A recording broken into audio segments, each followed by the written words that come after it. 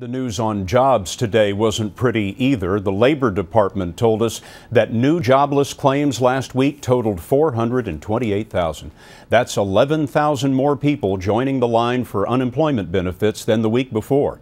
And here's what a line of people looking for work in Dallas looked like today. Several thousand people are showing up over 3 days to apply for 400 jobs at the Omni Dallas Hotel. President Obama's answer to those lines is his jobs bill. He's been turning up the pressure on Congress to pass the bill.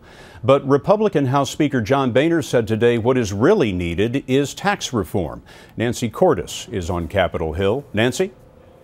Scott, for a week now, Speaker Boehner has been pledging to work with the president on his jobs bill. But today, Boehner made it clear what he really thinks of the plan. But let's be honest with ourselves. The president's proposals are a poor substitute for the pro-growth policies that are needed to remove barriers to job creation in America. Aiming high, Boehner proposed that the new Congressional Supercommittee tasked with reducing the debt should also spearhead a total overhaul of the nation's massive tax code, eliminating hundreds of deductions, credits, and special interest loopholes in exchange for dramatically lower tax rates for individuals and businesses. And if we're going to tackle tax reform, frankly, we ought to tackle all of it.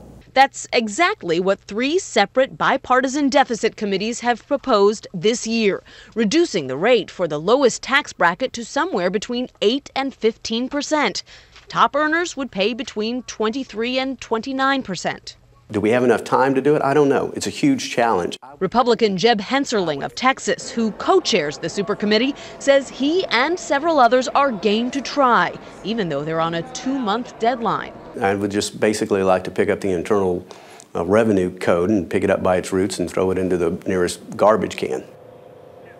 Normally, Congress gives up on tax reform because of pressure from special interests. But today, a group of 36 senators, Democrats and Republicans, came forward and said that if this supercommittee makes some of those tough choices, they'll stand behind them. Scott? Nancy, thank you.